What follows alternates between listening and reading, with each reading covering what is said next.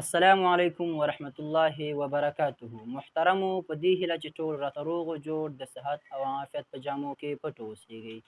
زه یم ستاسو ورور دل آغا کریمي. نن په یو نوي ویډیو کې ستاسو درانه حضور ته حاضر یم.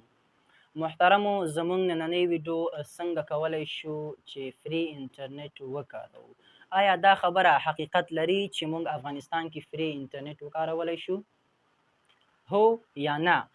د دې مکمل جزئیات زه تاسو ته په دې ویډیو کې درکوم چې څنګه کولی شو افغانستان کې فری انټرنیټ وکاروو.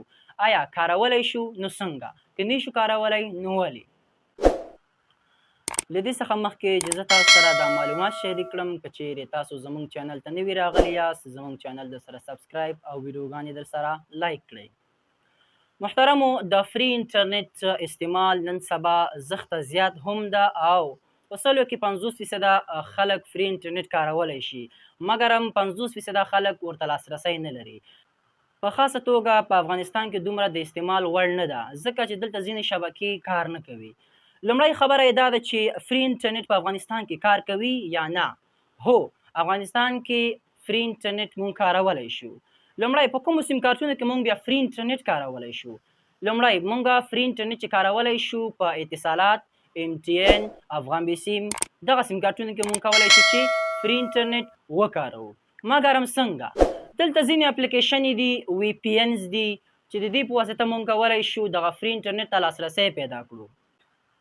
څه موده وړاندې د ډرایوډ وی پی ان کار شروع کړی و. تقریبا 6 میاشتې ان تر اوسه پورې د ډرایوډ وی پی ان څخه خلک کار اخلي او د ډرایوډ وی پی ان له لارې فری انټرنیټ څخه استفاده کوي. د فری انټرنیټ لپاره موږ د ځینو وی پی انو څخه کار اخلو. وی پی انې ډېرې دي، خو هغه وی پی انې کوم چې حقیقت لري او په رښتیني ډول سره کار کوي، نو هغه چې دا لومړی پکې د ډرایوډ وی پی ان ده. دا دغه ډول وی پی ان ده کوم چې روزمره تا ته 200 MB درکوي. څنګه 200 MB درته درکوي؟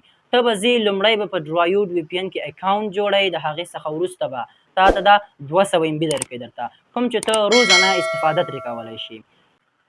دوهم د ساکس آی پی اپلیکیشن یا وی پی ان دی، د کوم په واسطه چې مونږ کولی شو 24 ساعته انټرنیټ استعمال کړو.